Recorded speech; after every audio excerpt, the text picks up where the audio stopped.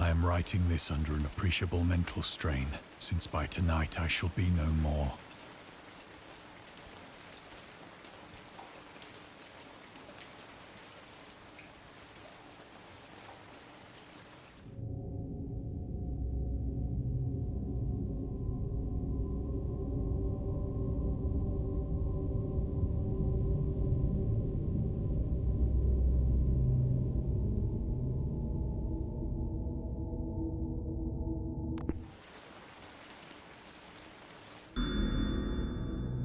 Lovecraft's letters. Ugh. As to letters, my case is peculiar. I write such things exactly, as easily, and as rapidly as I would utter the same topics in conversation. Indeed, epistolary expression is with me largely replacing conversation, as my condition of nervous prostration becomes more and more acute. I cannot bear to talk much now, and am becoming as silent as the spectator himself. My loquacity extends itself on paper. H.P. Lovecraft to Reinhard Kleiner, December 23, 1917. Throughout his life, Lovecraft penned around 100,000 letters to his friends and fans, out of which about 10% survive to this day. But his tendency to endless correspondence was a relatively late growth. In youth, I scarcely did any letter writing, thinking anybody for a present was so much of an ordeal that I would rather have written a 250-line pastoral or a 20-page treatise on the rings of Saturn. Selected Letters, 1929 to 1931, H.P. Lovecraft. Lovecraft would often skip meals to afford postage. Collections of his correspondence have been published in various books, and selected letters can be found online. Some readers consider them his most important legacy.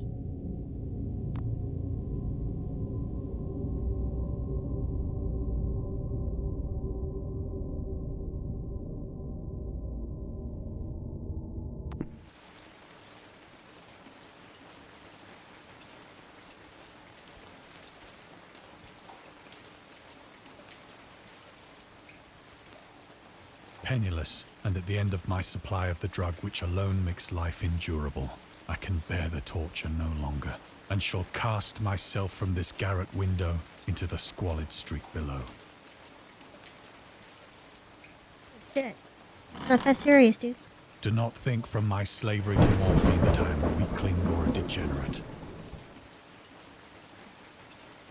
When you have read these hastily scrawled pages, you may guess, though never fully realize, why it is that I must have forgetfulness or death.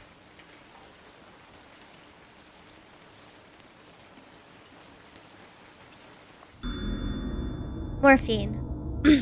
Morphine entered into use in the 19th century and was routinely administered to treat severe pain during the American Civil War, which took place between 1861 and 1865, and World War I, which took place between 1914 and 1918. It was also sold without restrictions until 1914. Morphine became more popular after the invention of the hypodermic syringe around 1854. Frederick Turner, who first isolated the substance, originally named it morphium, after Morpheus, the Greek god associated with dreams. At the time, when Dagon was published, morphine abuse, known as soldier's disease, already posed a big problem in the United States. Excuse me, bear with me.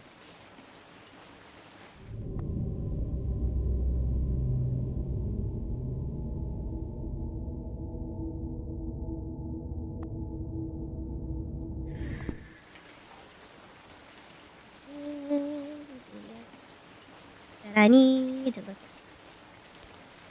at anything else.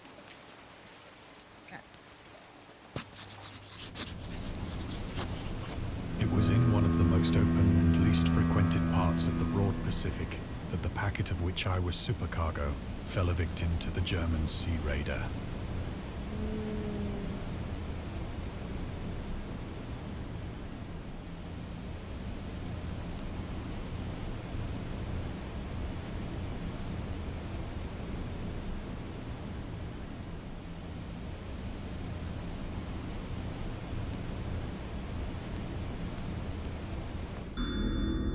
Lovecraft and the Great War.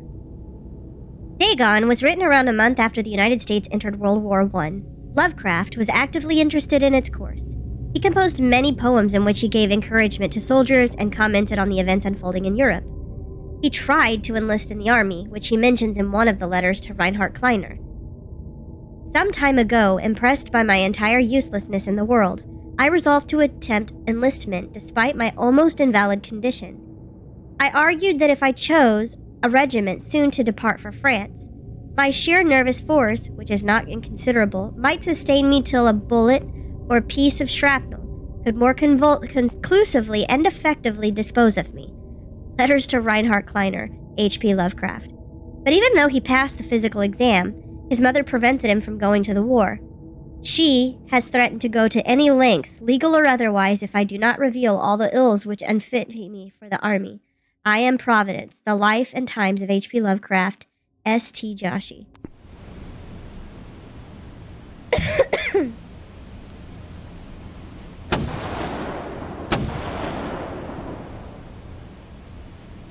The Great War was then at its very beginning, and the ocean forces of the Hun had not completely sunk to their later degradation. So that our vessel was made a legitimate prize, whilst we of her crew were treated with all the fairness and consideration due us as naval prisoners.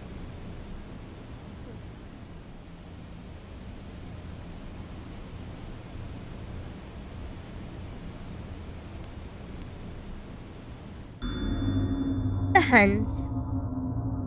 The Huns were Central Asian nomads who established a dominion in Europe and invaded the Roman Empire in the 5th century AD. They were known as brutal, deadly warriors and masters of quick raids who also developed powerful composite bows, lassos, and early siege weapons. During World War I, the British used the word Hun as a synonym for Germans in order to emphasize their brutality. However, the term originated when the German Emperor Wilhelm II gave a speech to his troops on July 27, 1900, before they embarked to China. Should you encounter the enemy, he will be defeated. No quarter will be given. Prisoners will not be taken. Whoever falls into your hands is forfeited. Just as 1,000 years ago, the Huns under their king Attila made a name for themselves, one that even today makes them seem mighty in history and legend. May the name German be affirmed by you in such a way in China that no Chinese will ever again dare to look cross-eyed at a German. The refusal to take prisoners was clear breach of the laws and customs of war adopted during the First Hague Convention of 1899.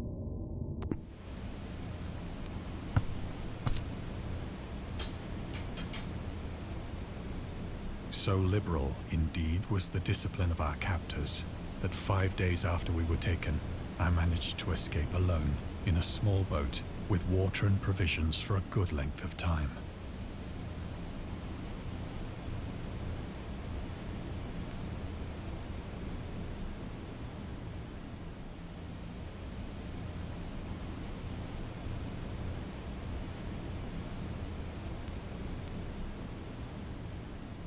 Huh?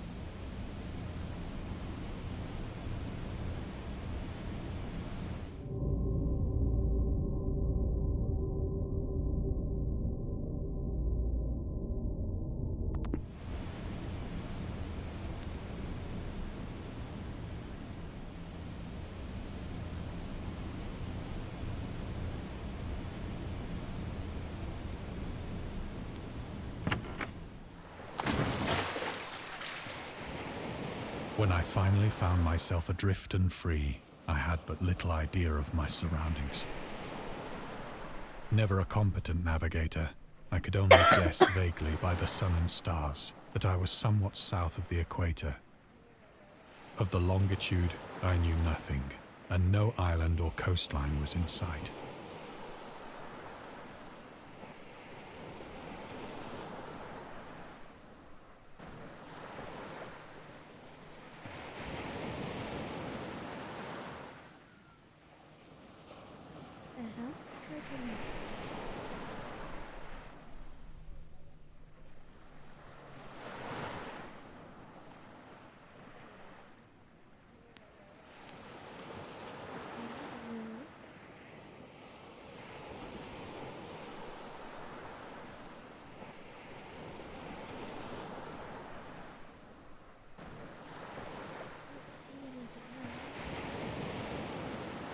Hope I'm not missing stuff.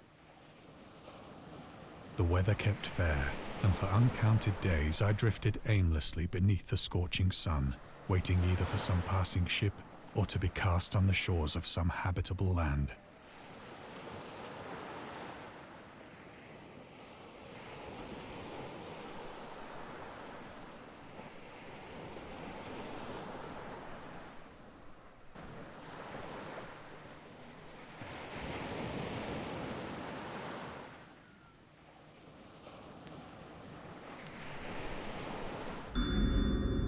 The return to short stories. Dagon was written in July 1917 and first published in 1919 in The Vagrant, an amateur magazine focused on the supernatural. The story is the first of his stories that introduced an element from the Cthulhu mythos, Dagon itself. A pagan cult worshipping Dagon later appears in The Shadow over Innsmouth, one of Lovecraft's most popular works.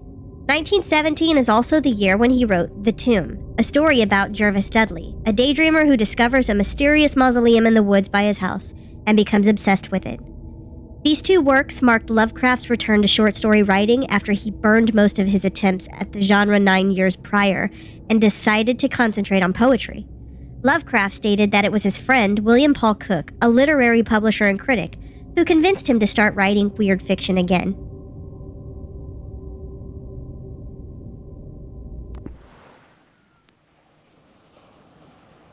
But neither ship nor land appeared, and I began to despair in my solitude upon the heaving vastness of unbroken blue.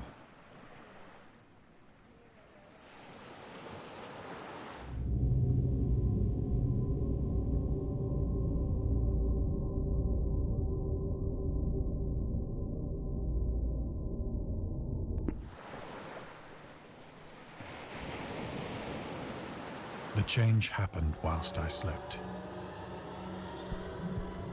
Its details I shall never know. For my slumber, though troubled and dream-infested, was continuous.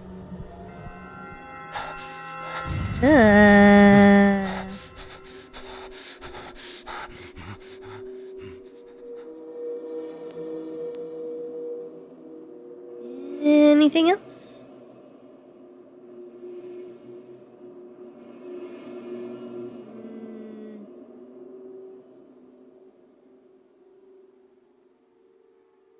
Ooh, look at that eyeball.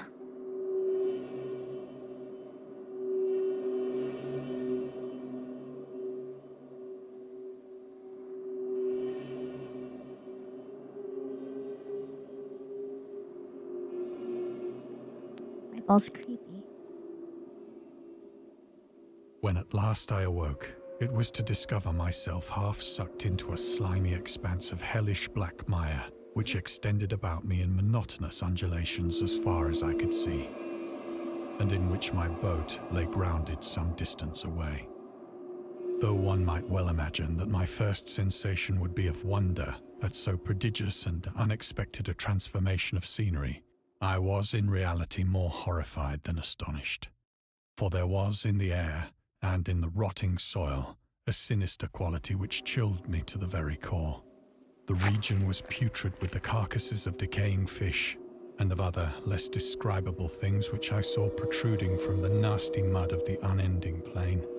Perhaps I should not hope to convey in mere words the unutterable hideousness that can dwell in absolute silence and barren immensity.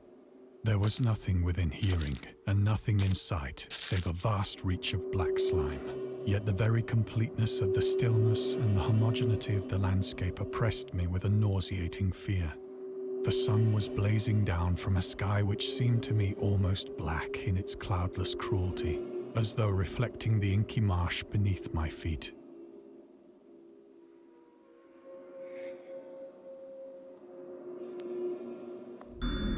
What the hell is that? The origins of Dagon.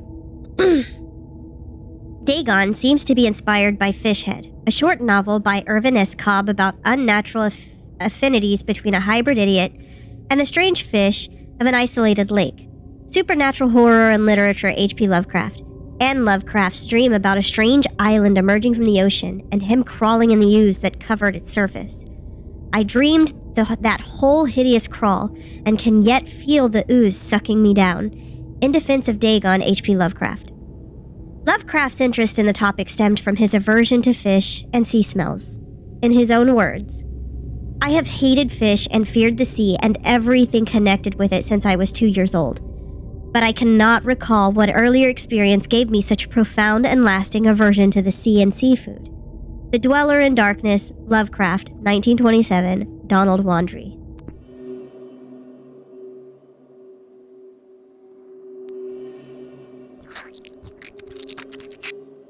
Ugh. As I crawled into the stranded boat, I realized that only one theory could explain my position. Through some unprecedented volcanic upheaval, a portion of the ocean floor must have been thrown to the surface, exposing regions for which innumerable millions of years had lain hidden under unfathomable watery depths. So great was the extent of the new land which had risen beneath me that I could not detect the faintest noise of the surging ocean, straining my ears as I might. Nor were there any seafowl to prey upon the dead things.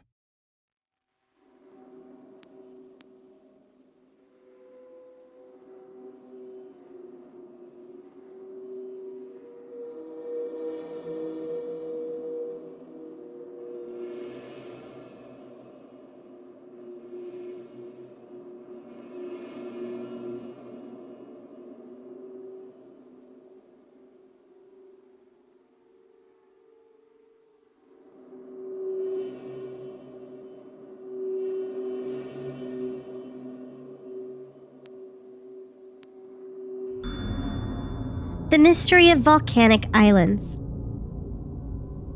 Volcanic eruptions sometimes result in the creation of islands. Most of them are transient and erode after some time, but some prove permanent. The floating pumice, porous rock created when superheated pressured rock is ejected from a volcano, can move across long distances and transport barnacles and microalgae that cling to it. In 2001, rafts of pumice created during the eruption of a volcano near Tonga, Polynesia, eventually reached Australia.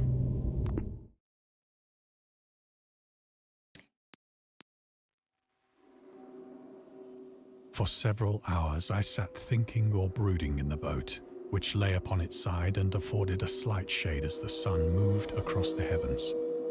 As the day progressed, the ground lost some of its stickiness and seemed likely to dry sufficiently for traveling purposes in a short time.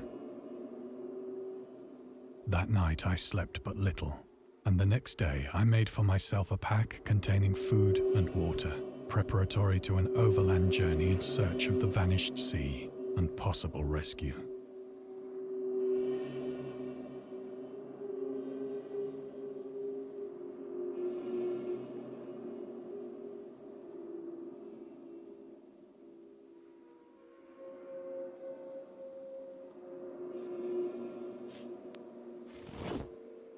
On the third morning, I found the soil dry enough to walk upon with ease.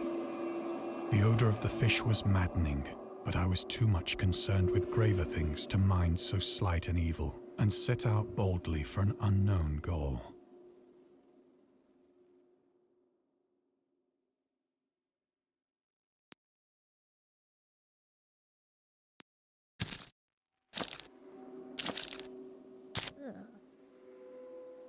All day I forged steadily westward, guided by a faraway hummock which rose higher than any other elevation on the rolling desert.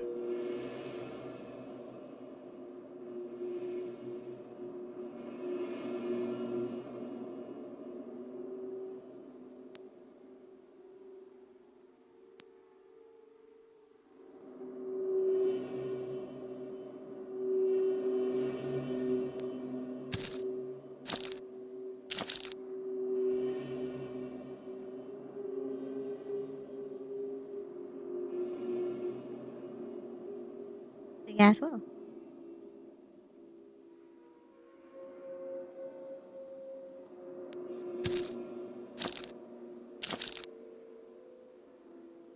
That night, I encamped, and on the following day still traveled toward the hummock. though that object seemed scarcely nearer than when I had first espied it.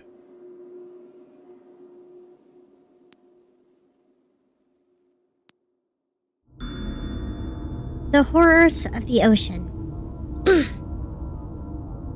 The creator of the Cthulhu mythos and the fictional underwater city of Rylea was convinced that life could not exist at the bottom of the ocean because the water pressure would make it uninhabitable. Today, we know that the darkest depths of the ocean are home to many peculiar organisms. The deepest dwelling fish we have discovered so far, the Mariana snailfish, can live about 8,000 meters, more than 26,000 feet below the ocean's surface, in never-ending darkness and at hellishly crushing pressures, hundreds of times stronger than those found at sea level. Upon glancing at the modern photos of deep-sea creatures, such as the anglerfish, the fangtooth, or the viperfish, and their truly Lovecraftian characteristics, it's hard not to find some irony in this.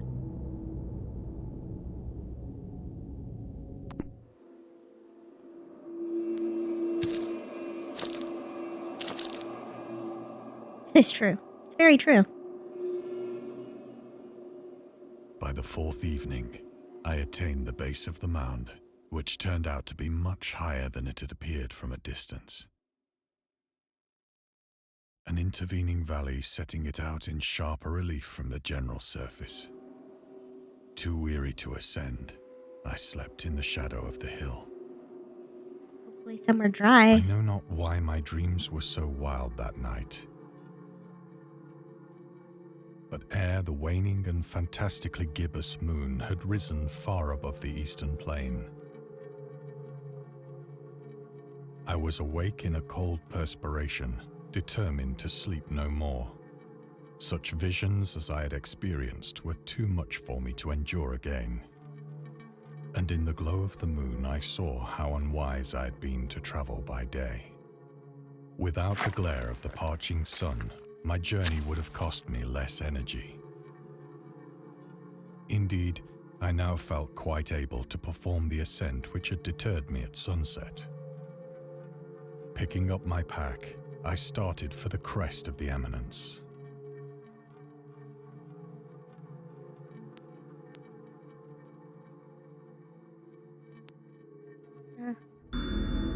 The Loner. Contrary to popular opinion, Lovecraft was not an ever-frowning, eccentric, grumpy loner. He considered himself to be a person who appreciated humor. Moreover, he would often meet with friends in his apartment or at various cafes in Brooklyn and Manhattan. At times, his social life was so intensive, his work would suffer for months.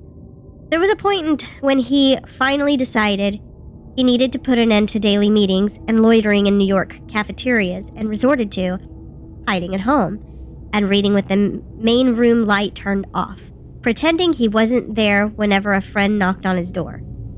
He also had another method of deterring his guests, which involved greeting them in a bathrobe, with an unmade bed visible in the background and piles of papers scattered across the floor.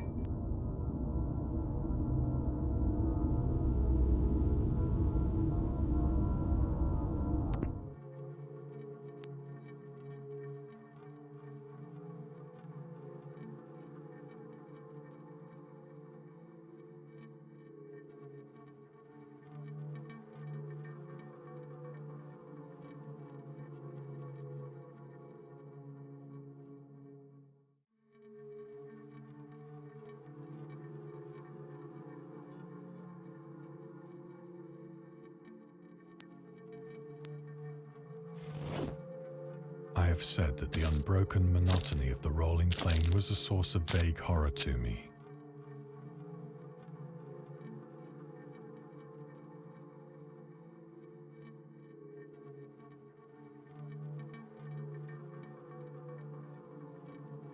But I think my horror was greater when I gained the summit of the mound and looked down the other side into an immeasurable pit or canyon, whose black recesses the moon had not yet soared high enough to illumine. I felt myself on the edge of the world, peering over the rim into a fathomless chaos of eternal night. Through my terror ran curious reminiscences of Paradise Lost, of Satan's hideous climb through the unfashioned realms of darkness. As the moon climbed higher in the sky, I began to see that the slopes of the valley were not quite so perpendicular as I had imagined.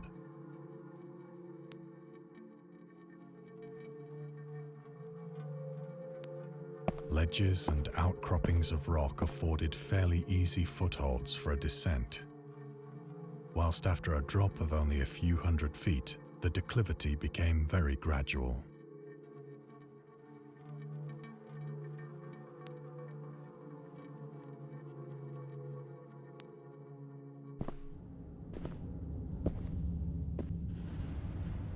Urged on by an impulse which I cannot definitely analyze, I scrambled with difficulty down the rocks and stood on the gentler slope beneath, gazing into the Stygian deeps where no light had yet penetrated. All at once, my attention was captured by a vast and singular object on the opposite slope, which rose steeply about 100 yards ahead of me. An object that gleamed whitely in the newly bestowed rays of the ascending moon.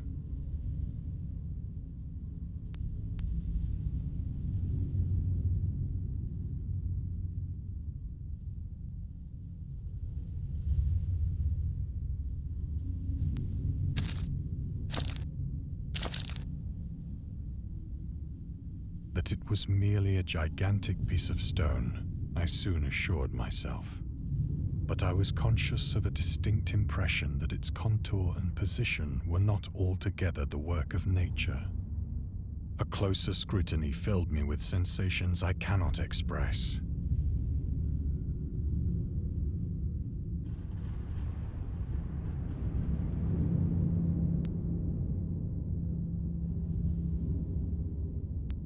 For despite its enormous magnitude and its position in an abyss which had yawned at the bottom of the sea since the world was young, I perceived beyond a doubt that the strange object was a well-shaped monolith, whose massive bulk had known the workmanship and perhaps the worship of living and thinking creatures. Dazed and frightened, yet not without a certain thrill of the scientist's or archaeologist's delight, I examined my surroundings more closely.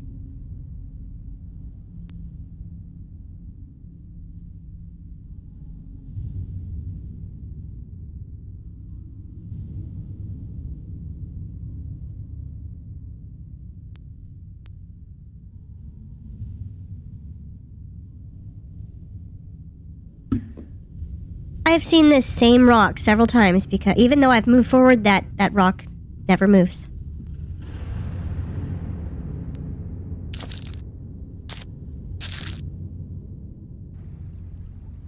The moon, now near the zenith, shone weirdly and vividly above the towering steeps that hemmed in the chasm,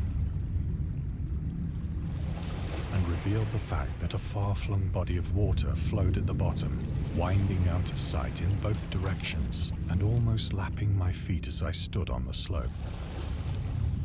Across the chasm, the wavelets washed the base of the Cyclopean monolith, on whose surface I could now trace both inscriptions and crude sculptures.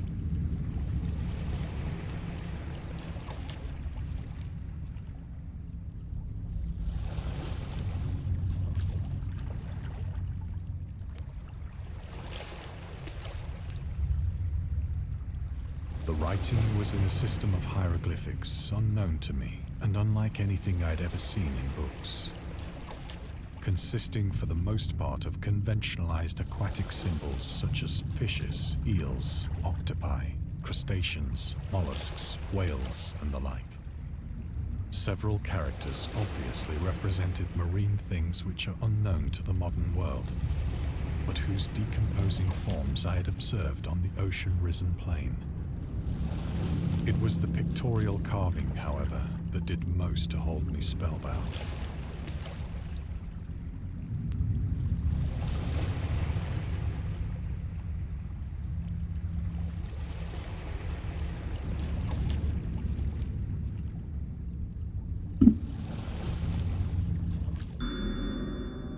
Storytelling methods.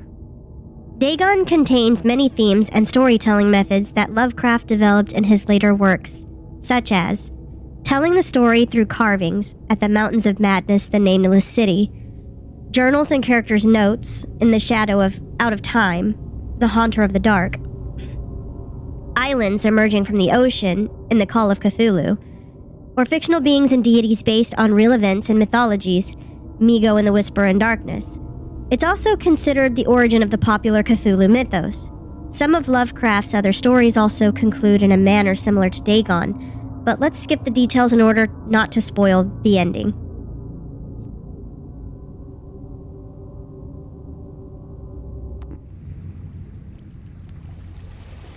Plainly visible across the intervening water on account of their enormous size were an array of bas-reliefs whose subjects would have excited the envy of a doré. I think that these things were supposed to depict men, at least a certain sort of men.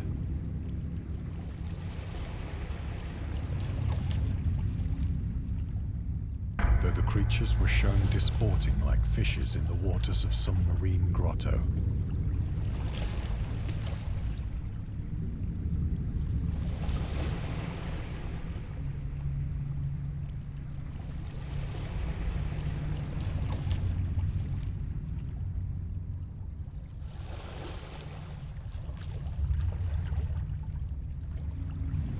or paying homage at some monolithic shrine which appeared to be under the waves as well. Of their faces and forms I dare not speak in detail, for the mere remembrance makes me grow faint, grotesque beyond the imagination of a Poe or a Bulwer. They were damnably human in general outline, despite webbed hands and feet, shockingly wide and flabby lips, glassy, bulging eyes, and other features less pleasant to recall. Curiously enough, they seem to have been chiseled badly out of proportion with their scenic background, for one of the creatures was shown in the act of killing a whale, represented as but little larger than himself. I remarked, as I say, their grotesqueness and strange size, but in a moment decided that they were merely the imaginary gods of some primitive fishing or seafaring tribe. Some tribe whose last descendant had perished eras before the first ancestor of the Piltdown or Neanderthal man was born.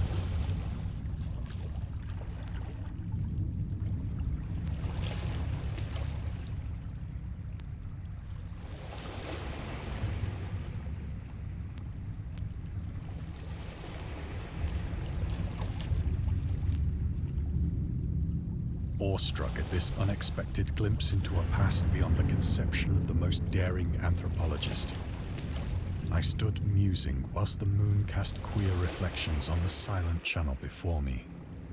Then, suddenly, I saw it. With only a slight churning to mark its rise to the surface, the thing slid into view above the dark waters. Polyphemus-like and loathsome, it darted like a stupendous monster of nightmares to the monolith, about which it flung its gigantic scaly arms, the while it bowed its hideous head and gave vent to certain measured sounds. I think I went mad then. Of my frantic ascent of the sloping cliff, and of my delirious journey back to the stranded boat, I remember little.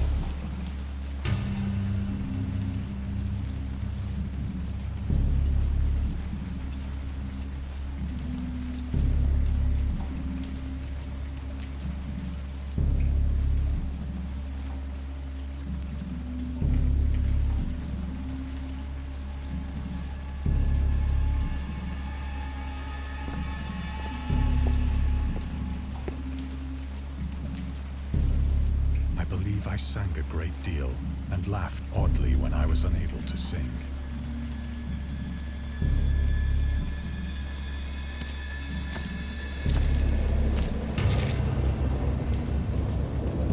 I have indistinct recollections of a great storm sometime after I reached the boat. At any rate, us only in her wildest moods.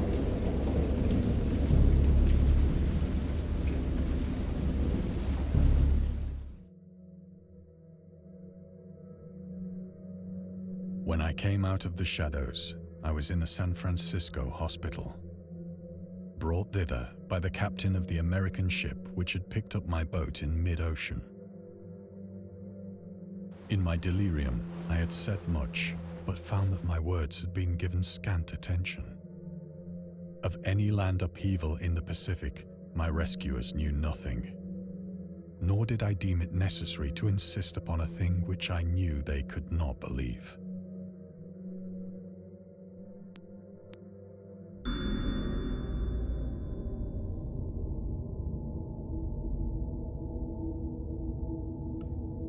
The atheist. Lovecraft considered himself an atheist and absolute materialist, which he attributed partly to his early childhood interest in astronomy and science in general.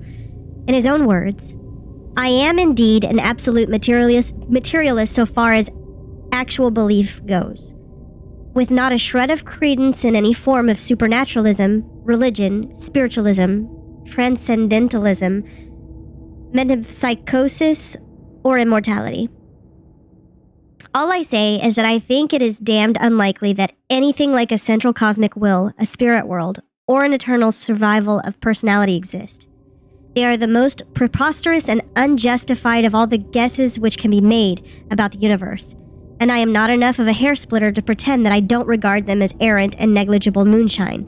In theory, I am an agnostic, but pending the appearance of radical evidence, I must be classed practically and provisionally as an atheist." Sources: Against Religion, The Atheist Writings of H.P. Lovecraft, H.P. Lovecraft Mythos, The Myths and Tales of H.P. Lovecraft, and Robert E. Howard.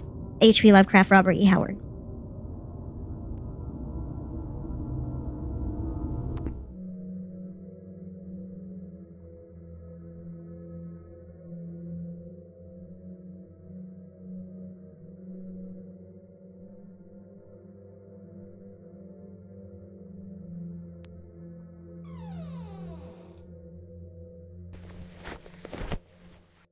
Once I sought out a celebrated ethnologist.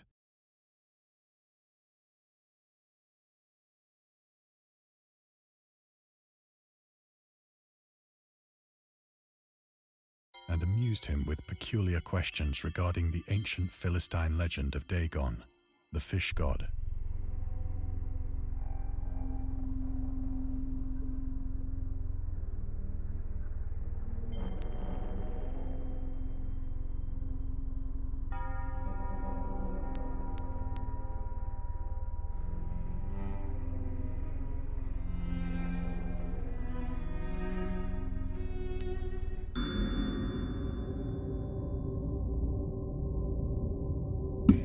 Dagon. Dagon was the main deity of the Philistines, worshipped throughout the Middle East as the ancient god of fertility and crops. In Hebrew, the word Dagon was a common noun for grain. The rulers of Akkad, Mesopotamia, chose him as the patron saint of their war conquests. He also appeared as the judge of the dead in an Assyrian poem, and an underworld prison warder in one of the Babylonian texts. He is often mistakenly taken for a fish god due to the wrong interpretation of his name, as in Hebrew the word dag means fish. In H.P. Lovecraft's works,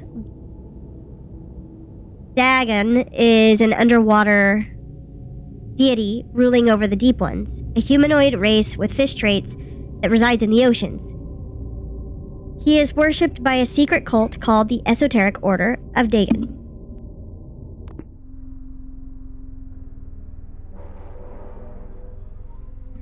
Oh, is Dagon, Dagon? I have no idea.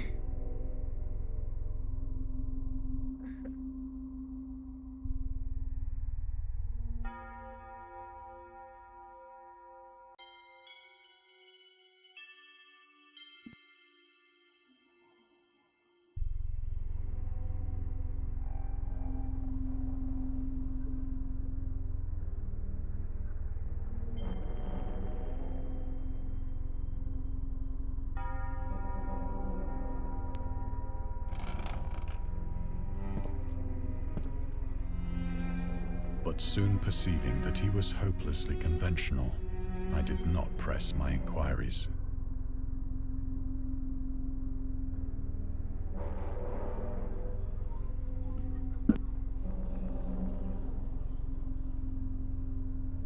No, the Necronomicon is a nice touch.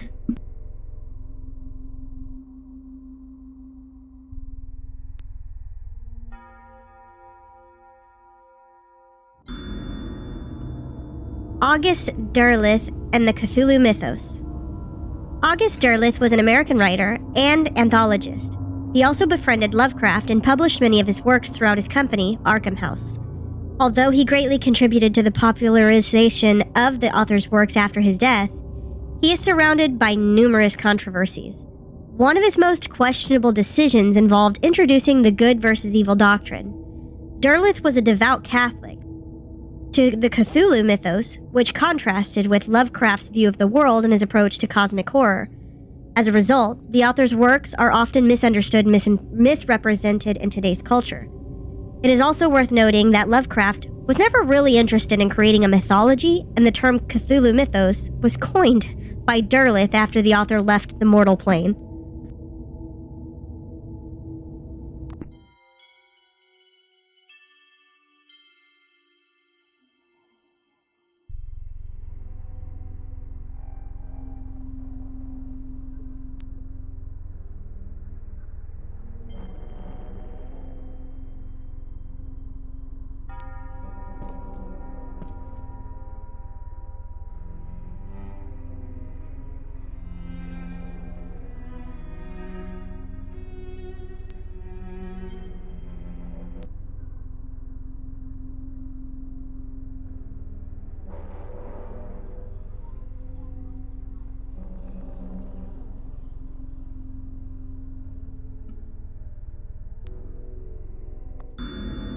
The scientist. These days, the word scientist is a widely accepted term, but at the time Dagon was published, it was subject to a wide debate. After the author used it in the story, critics pointed out that man of science was a more appropriate term to employ. He admitted, in defense of Dagon, that if Dagon were to be reprinted, he would indeed use the phrase they suggested. Scientist was coined as an analog to artist, to be used when referring to those studying different branches of science. Yet in the 19th and early 20th century, scientific researchers in Great Britain and the United States were of the opinion that man of science, resembling the term man of letters, was the only proper choice, among other things. It was gender-specific, indicating that science was an endeavor to be pursued by only one sex. The term scientist became more accepted only after World War II, and man of science started fading into obscurity as an old-fashioned synonym.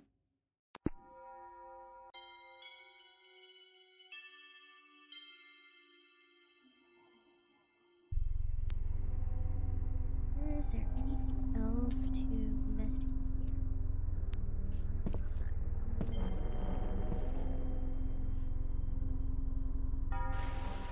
It is at night, especially when the moon is gibbous and waning, that I see the thing. I tried morphine, but the drug has given only transient surcease and has drawn me into its clutches as a hopeless slave. So now I am to end it all, having written a full account for the information or the contemptuous amusement of my fellow men. Ah, there we go. Anything else? Just those two. Lovecraft on tobacco and alcohol. Lovecraft hated tobacco, even though he used to smoke when he was 12 in order to look and feel like an adult. In his correspondence with friends, Reinhard Kleiner, he claims that he quit as soon as he started wearing long pants. He also had a very strong opinion about alcohol, as evidenced by his letter to Zelia Brown, dated February 13th, 1928. As for the matter of drinking, I have never tasted intoxicating liquor and never intend to. Having a strong aesthetic disgust at anything which blunts or coarsens the delicate natural equipoise of the evolved human intellect and imagination. Drinking excited my personal repugnance, hence I don't drink. Let the herd do what they will. I am rather in favor of prohibition, the prohibition of any one antisocial force as well as of any other. Source: The Spirit of Revision, Lovecraft's Letters to Zelia Brown, Reed Bishop, H.P. Lovecraft, Sean Brandy, and Andrew Lemon, S.T. Joshi.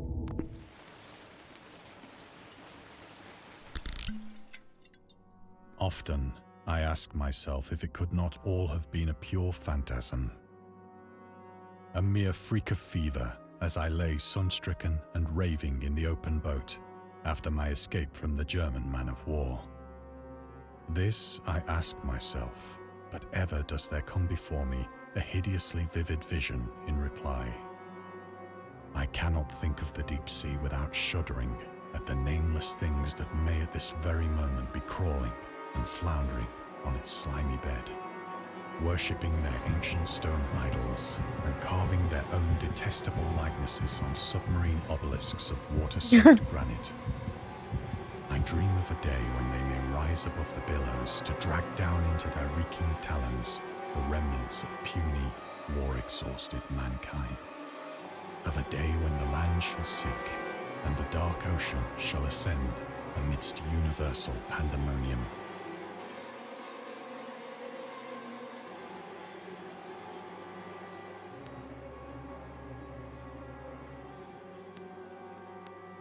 That's the only thing I can do. The end is near. I hear a noise at the door, as of some immense slippery body lumbering against it.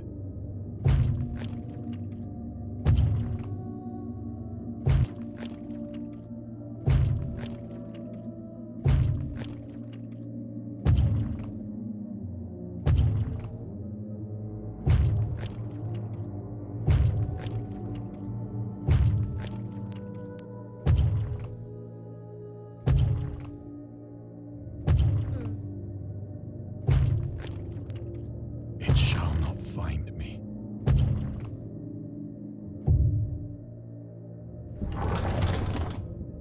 Oh shit.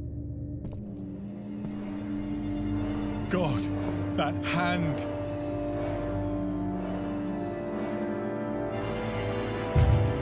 The window! The window!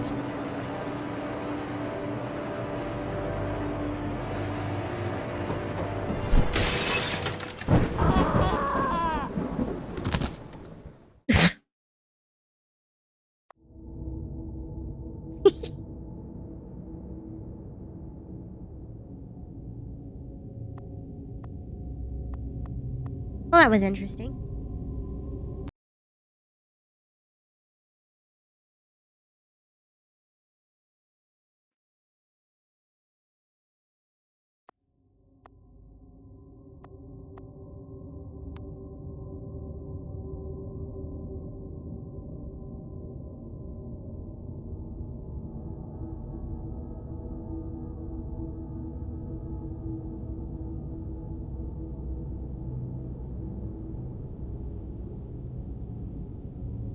Okay.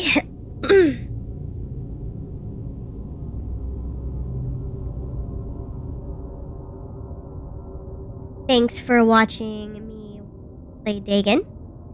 Here shortly I will return and we will be starting Call of Cthulhu. If you're interested, come back and join me shortly.